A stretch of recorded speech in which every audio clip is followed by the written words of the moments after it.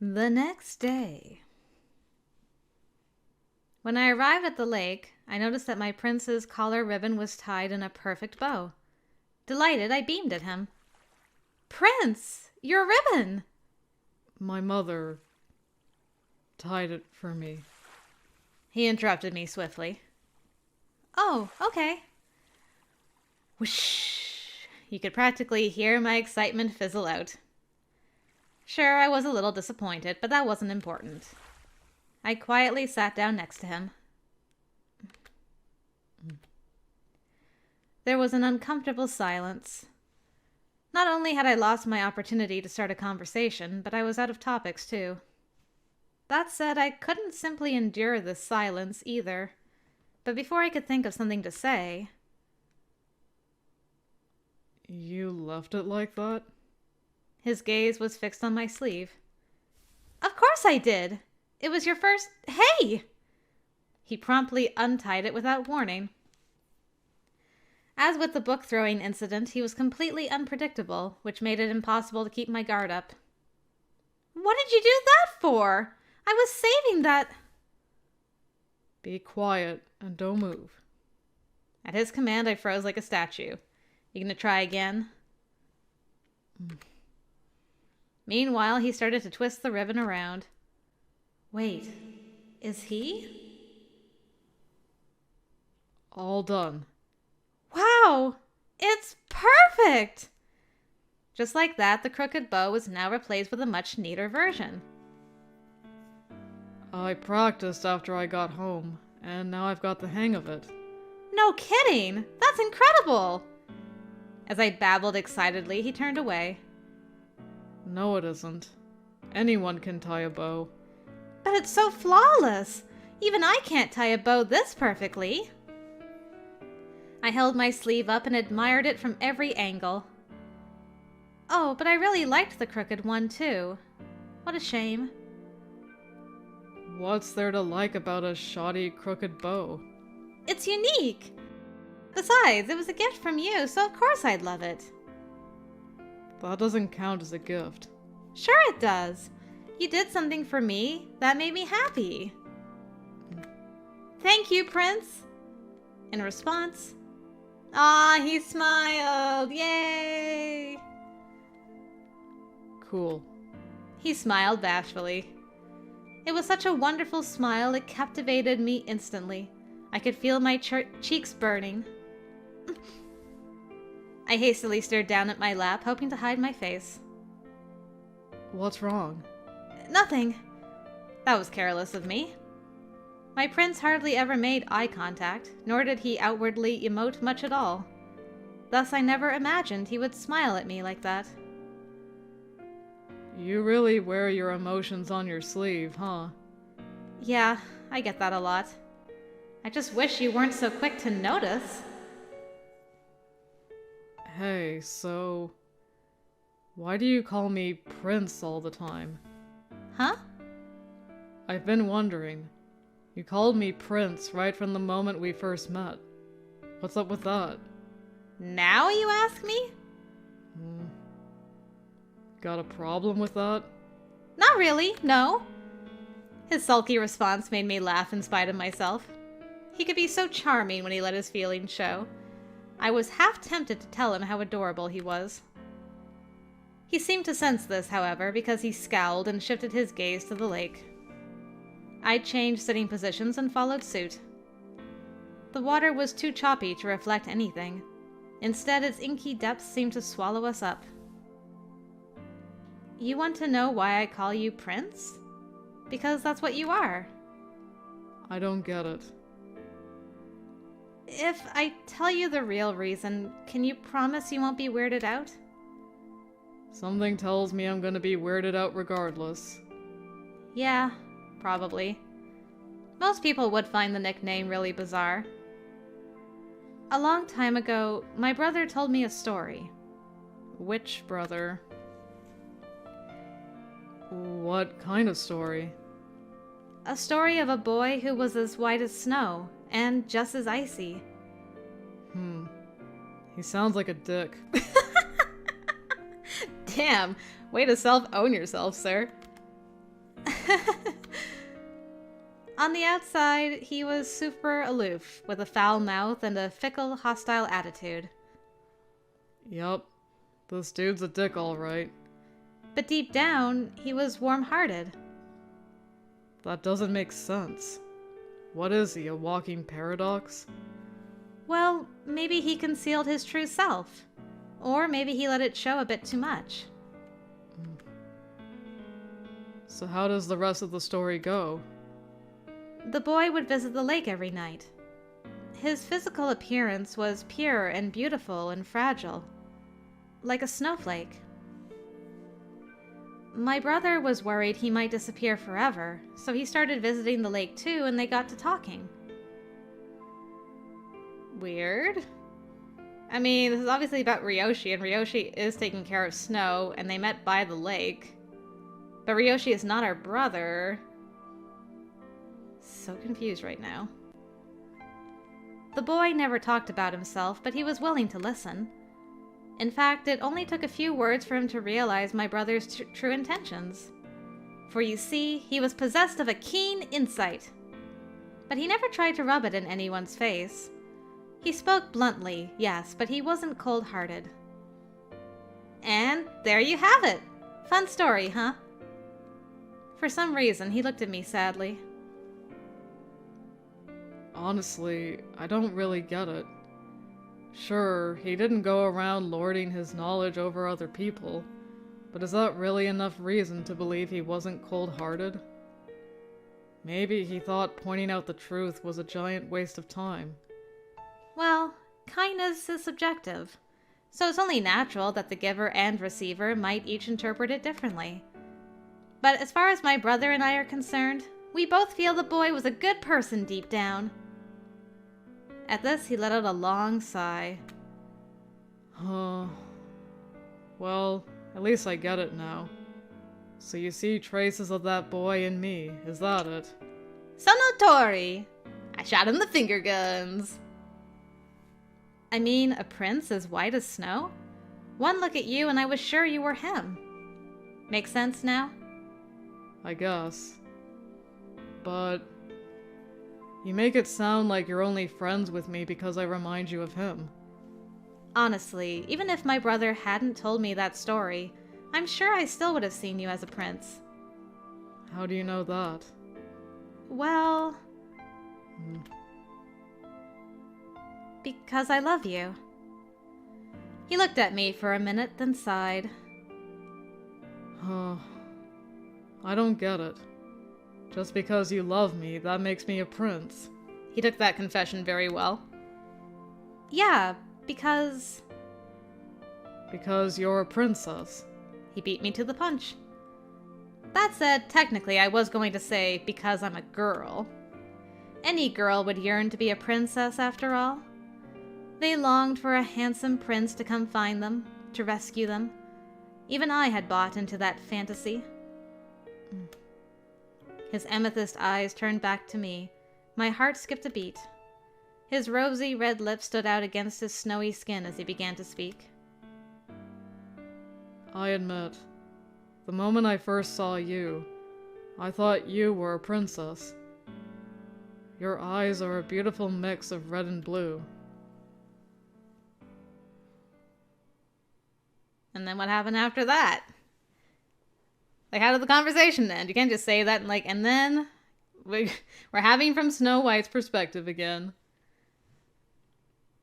Mirror, mirror on the wall, show me what I want to see. Tell me what I want to hear. That day found me more irritable than usual, and the reason was extremely obvious. It was all her fault. Porcelain skin, a pure white dress, soft, thick, light brown hair, and those glittering two-toned eyes. She was so beautiful, I often wondered if maybe I was dreaming. She was like a fairy tale princess. But after talking to her, I realized her princess qualities were only skin deep. Oh. She was far more aggressive than her dainty appearance suggested, and a far cry from ladylike if I was being honest. She had a few cute mannerisms, but she had no air of elegance about her, and her speech patterns were eclectic. For someone like me, who had always dreamed of finding my princess, I couldn't help but think she'd be perfect if she kept her mouth shut. How interesting. This is the same thing Gretel thought about her too.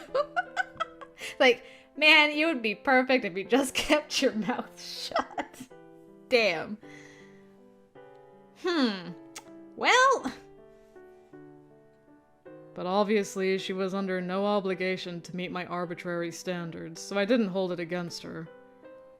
While I was surprised to discover what sort of personality she had, I still enjoyed watching her eyes dart to and fro, almost like I was looking through a kaleidoscope. Uh-huh. Any black butterflies around too with this kaleidoscope by any chance? And yet... This is all your fault, Huntsman. Say what? Where did that come from? When I complimented her, she got even weirder. All I said was that she looked like a princess and her eyes were pretty, but then she blushed beet red and started babbling nonsense. I thought she liked those compliments. At the time, she seemed to turn into a ditz, for lack of a better word. Sure, she made silly comments all the time, but normally I could tell that she was intentionally playing the fool. Ryoshi's only response was to roll his eyes at me, but I didn't understand why. What? He pressed a hand to his mouth. Ah, you made him laugh! Wow, what an accomplishment.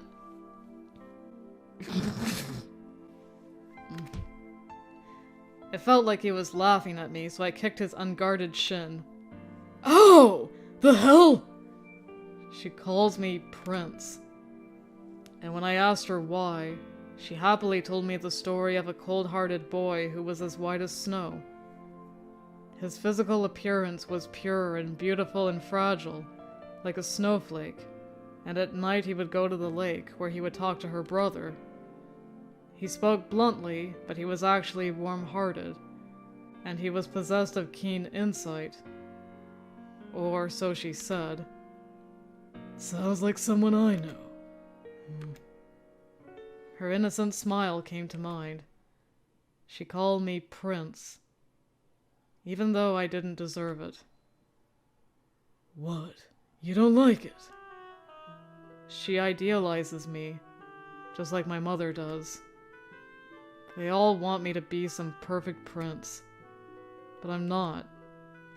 And I didn't want them to get mad at me for not being what they wanted. Yeah, understandable for sure. That is really loud. The next morning, I was making breakfast for everyone as usual. I was making omelets, and the frying pan was full of sizzling eggs. Oh, that's what that was. But for some reason, my mind was all fuzzy, and my body was lethargic. Last night. Your eyes are a beautiful mix of red and blue. What? Who are you talking to? His compliment caught me completely off guard, and I started to panic. You. In contrast, my prince remained perfectly composed. You? Who's that? Looking back, I acted like such a blathering idiot. But at the time, I swear to you, I just couldn't handle it. Don't know if I believe you. He narrowed his eyes at me in annoyance. Then, after a moment of thought, he continued. You're pretty, Arisu. I don't really remember what happened after that. Suddenly, I was at my house again. One minute I was changing into my PJs, and then I was in bed, and then I woke up. It was all so fuzzy. None of it felt real. I guess she didn't know how to write, quote unquote, write how to segue from that to getting home. Because it's too soon for the story to wrap up, so magically we're both at our own places. Yeah, the end. we'll continue from there. Was it all just a dream? Or was I still dreaming now? Do, do, do, do. Hey. Hey, Eureka. Phew. Ouch! Out of nowhere, I felt someone smack me upside the head. Snap out of it, Eureka! Huh? Hearing my name, I blinked.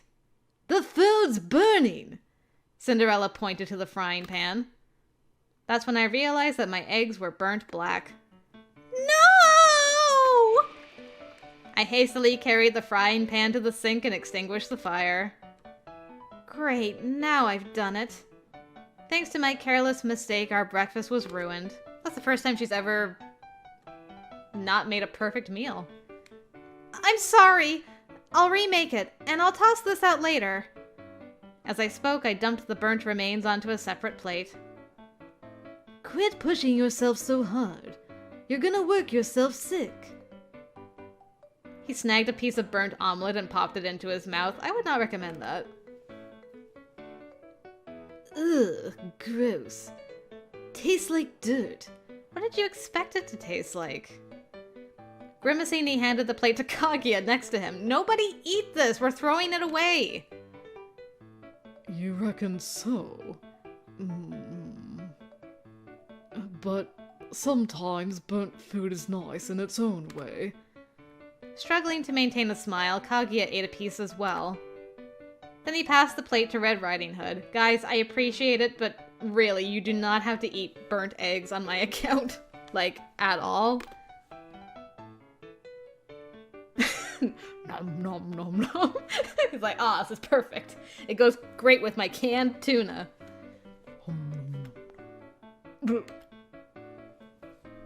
He must have found it truly abhorrent because he clutched his mouth and passed the plate to Gretel in total silence. And as for Gretel, our resident gourmand, he dumped the whole plate in the trash without taking a single bite. I can't believe out of all you boys, he was the smart one. How can you make me praise Gretel at a time like this? I have to actually be like, thank you for being smart and not being a dummy and taking a bite out of a burnt omelet. Just throw it away. It's fine. Dude, come on. The only burnt flavor I enjoy is caramel. He had a salient point. That being said, it's not often Sister slips up in the kitchen. This might even be the first time. Also, another point for you. Yeah, probably. As I faltered, Cinderella gave me a funny look. Eureka, you're acting really weird. You okay? Don't be rude. Yeah, I'm okay. As I spoke, I retrieved some new eggs from the fridge. Nah! But they slipped out of my hands, fell to the floor, and shattered. I'm sorry. I apologized in a tiny voice as I screwed up yet again.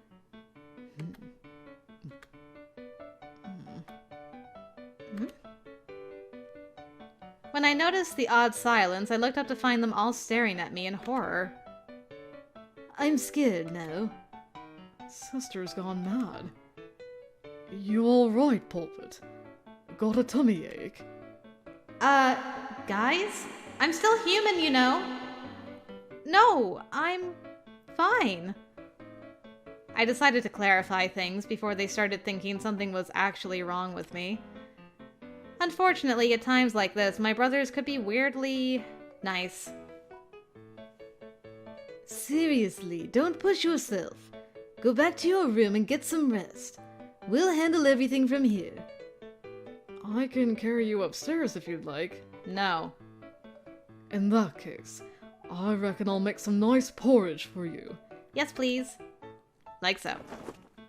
No, it's okay. I'm fit as a fiddle. A fiddle on steroids. Just raring to go over here. I jumped to my feet and swung my arms around to flaunt my excess energy. And a split second later, I accidentally smacked the bowl on the counter, sending it flying to the floor with a clang. Yeah, at this point, girl, just go back to bed. It's just gonna go downhill from here.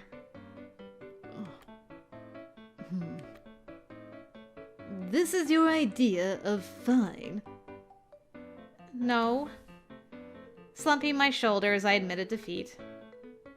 Red, do you know what's going on with her? Well... I shot him a look that said, "Don't you dare tell them!"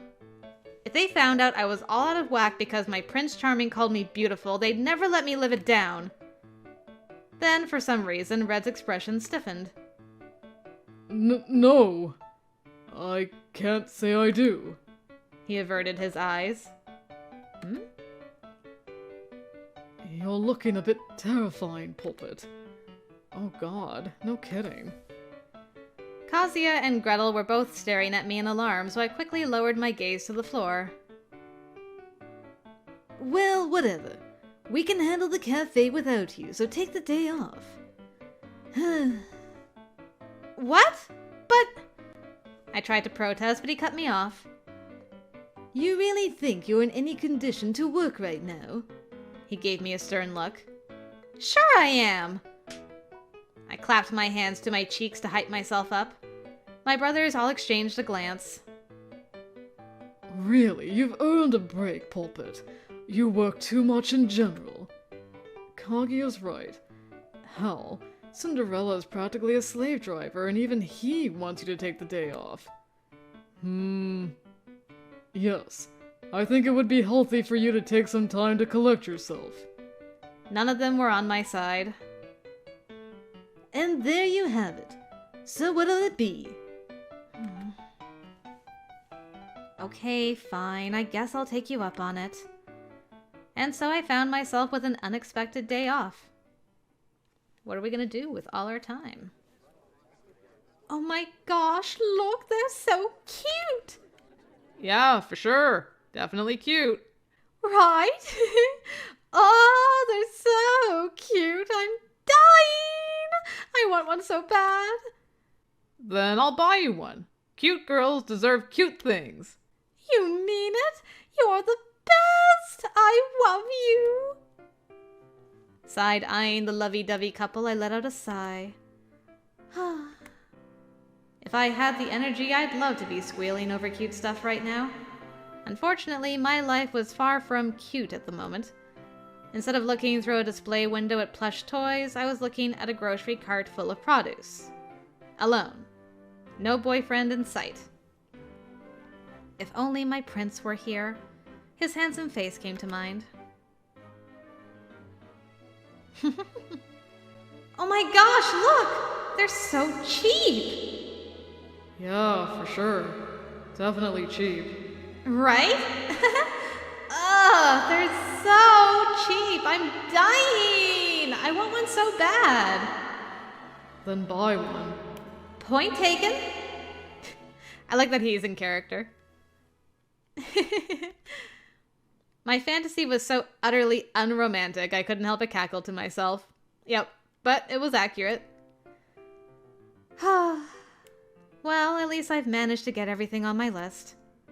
Pulling myself together, I checked the contents of the wicker basket hanging from my arm.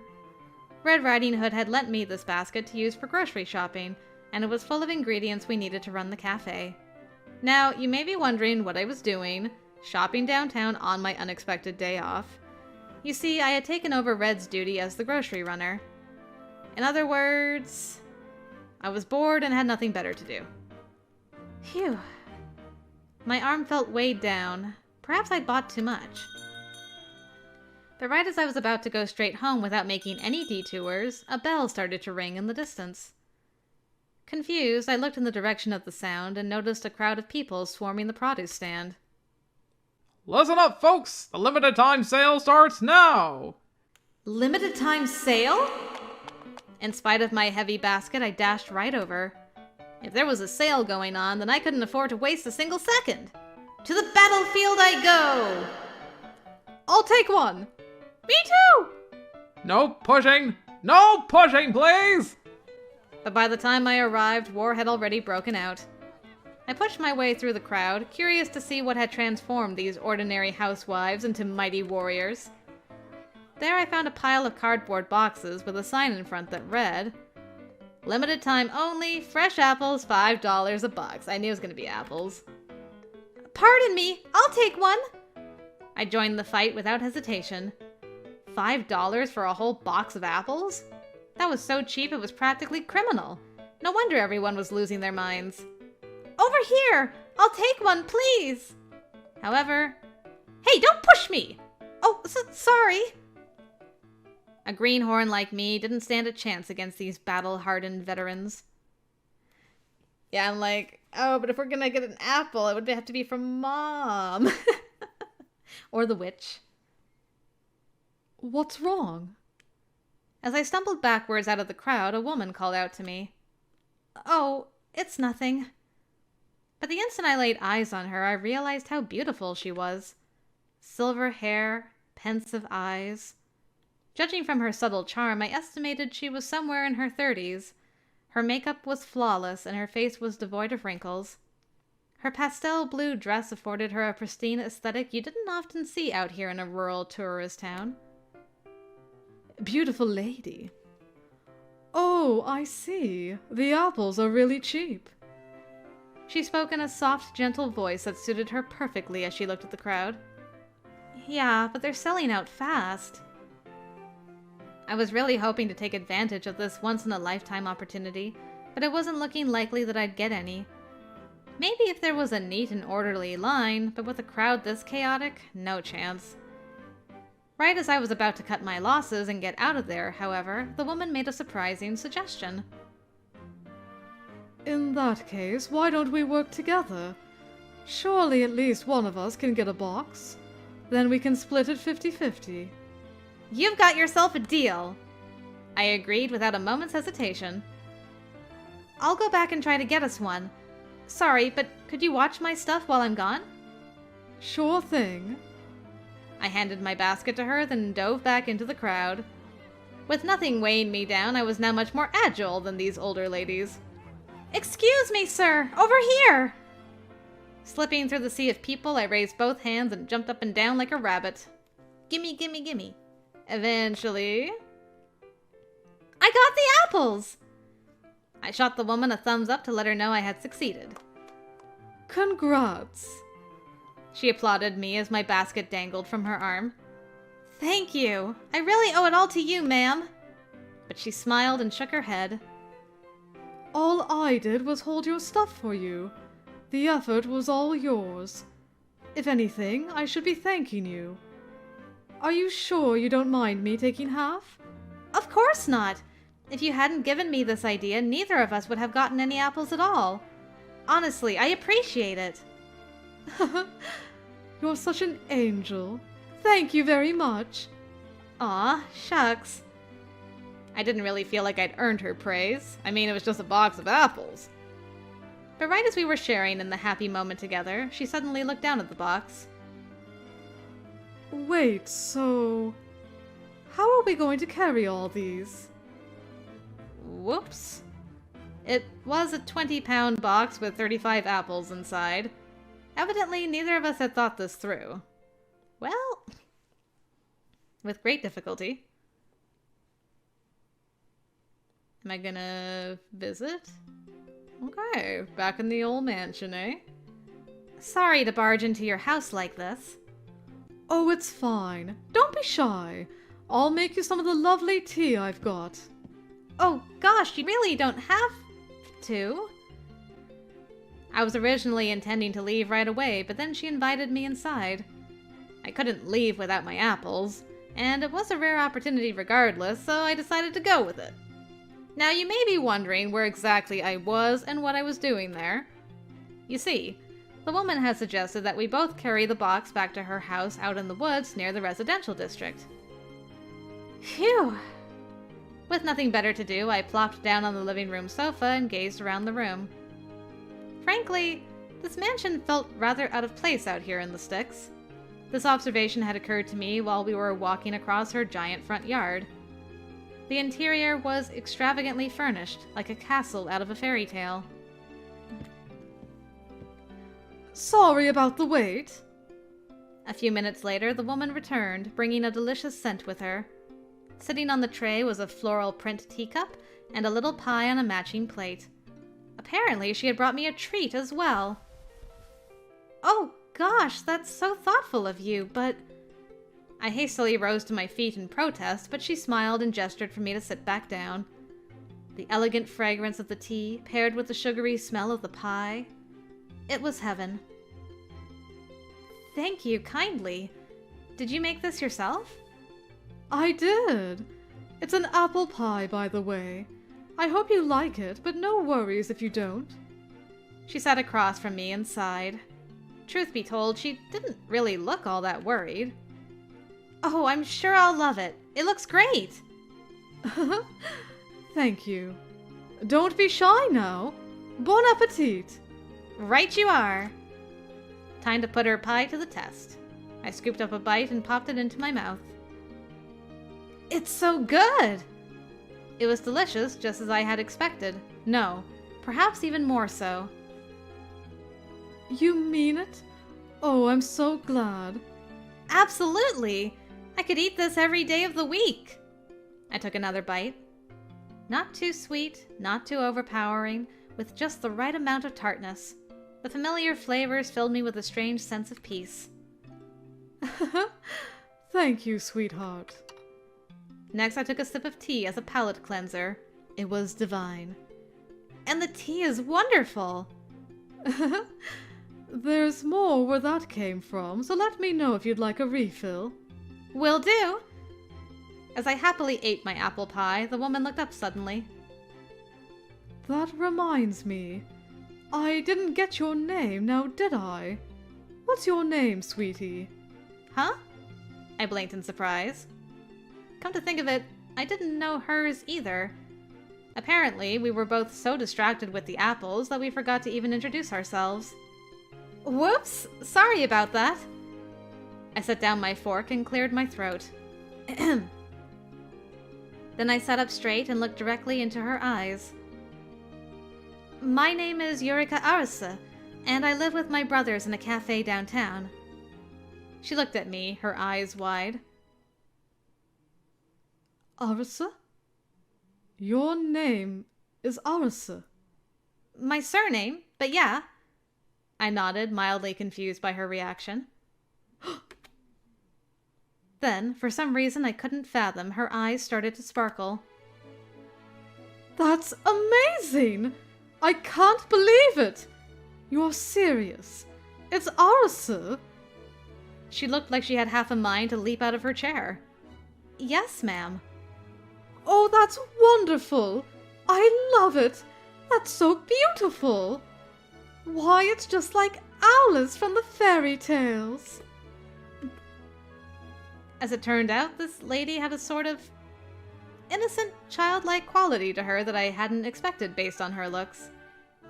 Oh, sorry about that. She noticed me staring at her and smiled bashfully. No, it's okay. I took a sip of tea to distract from the secondhand embarrassment. She put both hands on the table and leaned forward, grinning. You know, right from the moment I first saw you, I thought you were as precious as a little doll. Like a princess. Thank you. I nearly choked on my tea. Not very princess-like, I know. I bet you'd look right at home in lace and frills. Oh, I know! Want to try on some of my dresses? I bet you'd look magical, Arisu. No, I couldn't possibly ask that of you. I politely declined. I only came here to deliver her half of the apples, and I was already eating her food. Now she wanted to have a dress-up party, too? You sure? There's no need to be shy now. No, really! I'm quite alright, thank you. I declined more firmly, and she finally relented. Well, that's a shame. Sorry. She looked so disappointed I couldn't help but apologize. No, I should apologize for putting you on the spot. It's just... I've always wanted a daughter like you. Oh, really? Now I was starting to understand. She must have been unwittingly treating me as if I were her daughter. Yeah, I do wonder about that. I mean, what if she is our mom in the real world? I mean, I think she looks a lot like Ryoshi, or Ryoshi looks a lot like her, I should say. So it wouldn't surprise me if this was Mom.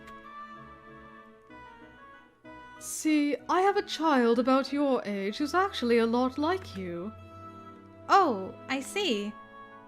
A son, though, not a daughter. As I nodded in understanding, I almost skipped over the most important part. Wait, you have a son? An adult son? Yeah, I do. She nodded like it was nothing, but to me this was a huge revelation. Was it her youthful energy that made me think she was younger? That or your mom died when she was young, and so she's still the same age that she was when she died? Oh, I know! Would you want to meet him? Just a moment, I'll go fetch him. Huh? Wait! But she left the room before I could stop her. As I finished my pie, I stared blankly at the door. She seemed like a good person, but she was a little too self-focused, sort of like Snow White or Red Riding Hood. Of course, being self-focused didn't make you a bad person, per se. After a few moments, I heard voices on the other side of the door. What is it, Mother? Come with me. We have a very lovely guest here at the house, and I want you to meet her. Wait, I feel like I recognize that voice. Then the door slowly opened and a handsome face peeked in. A guest? As soon as I laid eyes on him, my jaw dropped and I stared in shock. Oh. His eyes widened. He had recognized me too. Prince Charming! I snapped to my senses, pointed at him, and screamed. Prince Charming? Or maybe she said, mince harm me. Yes, mints do harm me.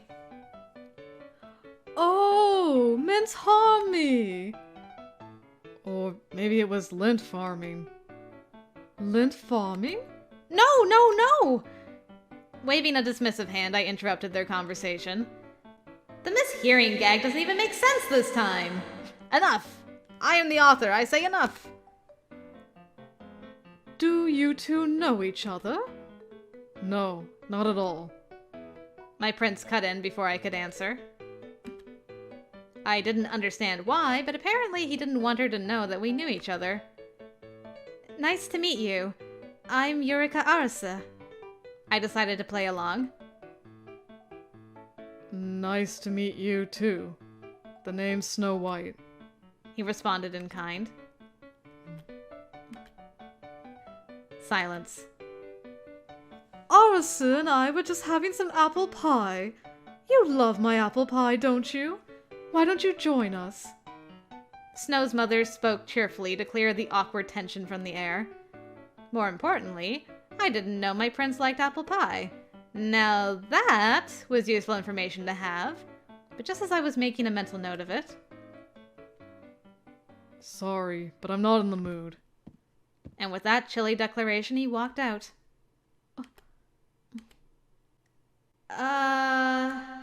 Is he mad at me? I'm sorry, sweetheart. My son is very shy, you see.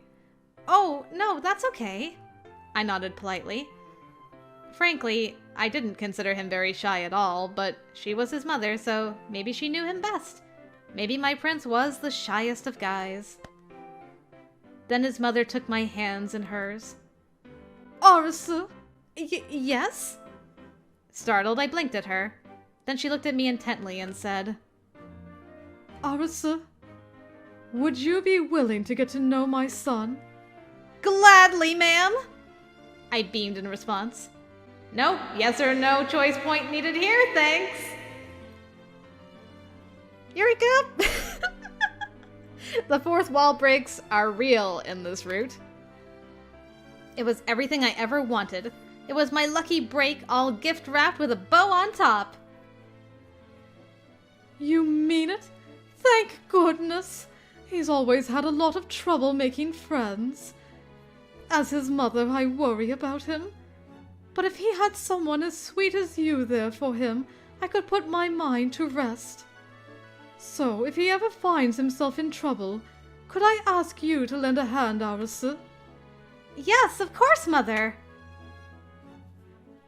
You just called her mother out of nothing, huh? Huh? We're not gonna talk about that? Okay, cool.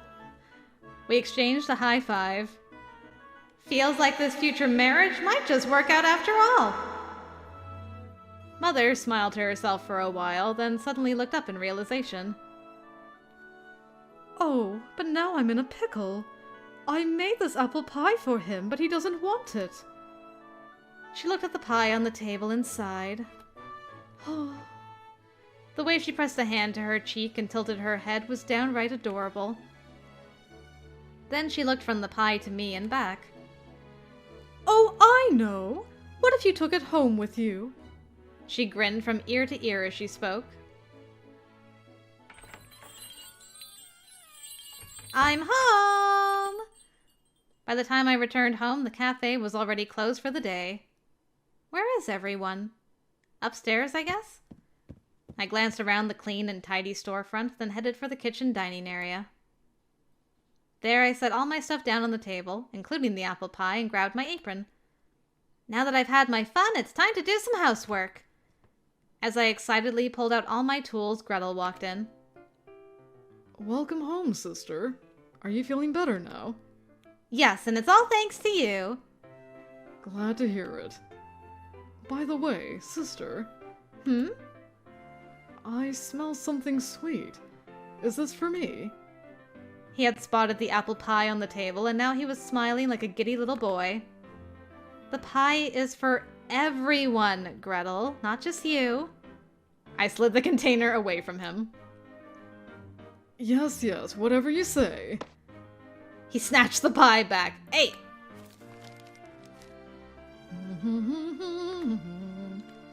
Humming cheerfully, he started to lift the lid.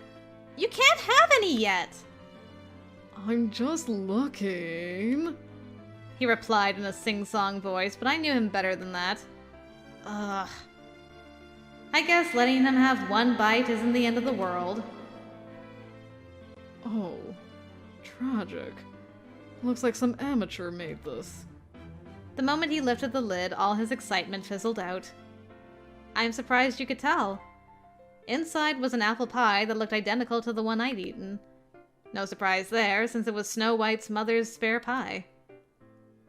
I mean, it's obvious. Anyone at my level would be able to tell. Oh, no apple pie can possibly compare to the house pie made by Chef Ringo Appleton at the Apple Hotel. At this point, I no longer had any idea what he was talking about. I'll have you know this pie was handcrafted by a very pretty lady. I had one myself at lunchtime and it was great. It doesn't matter if the baker was pretty or not. If you made me choose between a lingerie model's sad attempt and a professional product baked by a balding old man with 30 years of experience, I'm picking the old guy. Apparently, Chef Ringo Appleton was a balding old man with 30 years of experience. Shout out to Chef Ringo Appleton. I mean, think about it. These people are amateurs. They don't know anything about sanitation or flavor balance. For all you know, there could be poison in it. Keep talking like that and I'm not going to let you have any. I pouted my lips. I loved my baby brother very much, but I did not approve of him bad-mouthing some lady he'd never even met. Well, fine. If you yourself approved of the taste, then I guess I'll just have to trust you. Theoretically, it's possible the woman who made it was both pretty and talented. Just like that, Gretel changed his tune. Good grief, you just love to hear yourself talk sometimes, don't you? I'll take that back now, thanks. I snatched the apple pie right out of his hands. Aw, come on. I ignored his whining. Instead, I put the apple pie back into its box and put it in the fridge. Next, I started putting away all the other groceries I brought home. Now then, what should we have for dinner tonight? We've got a ton of apples now, so I could make apple pork stir-fry. But then again, I don't want everyone to get sick of apples too quickly. Any requests, Gretel? I turned to find Gretel about to bite into the apple pie. What the? Hey! Give this kid an inch and he'll take a mile! I reached out, but it was too late. He'd already taken a bite. A moment later, he clapped a hand to his mouth and hunched over. Poison. What's wrong? As I ran over to him, he spat out the mouthful of pie and looked up at me with tears in his eyes. Sister, this pie is rotten. What? My heart thumped in my chest. That can't be right. I just had one a few hours ago and it was fine. As I spoke, I peered carefully at the apple pie in its box. It seemed perfectly ordinary on the outside. But when I cut it open to take a look, I found that the apple filling had rotted black. Ew. Gretel dashed to the sink and started gargling tap water. I mean, kinda serves you right, though. How? I hadn't noticed anything wrong with the one I ate at lunch today. Sure, homemade goods tend to mold quickly, but only during the summer, or if they're well past their expiration date. How could the apple pie have rotted this fast? Granted, it wasn't fresh out of the oven, but it was wintertime in an already cold climate. There was no point in trying to reason with reality. Steeling myself, I grabbed a fork and cut a sliver for myself. Why is everyone just eating bad food? Will you guys stop it? Then I brought it up to my nose. Smells normal, at least. Don't do it, sister. Ignoring him, I took the bite. Ugh! Immediately, an intensely bitter flavor exploded in my mouth and I spat it back out again. I did try to warn you. He handed me a glass of water and I quickly started gargling it. Thanks. Somehow Snow White's mother's apple pie had already gone moldy. I remembered the look on her face when she brought it out to me. Her smile was pure and kind, without a trace of malice. Did she give me an old pie by mistake? Or on purpose? My heart pounded in my chest. Where moments before it was calm and steady, now it was restless like a stormy lake, almost like a forewarning of things to come.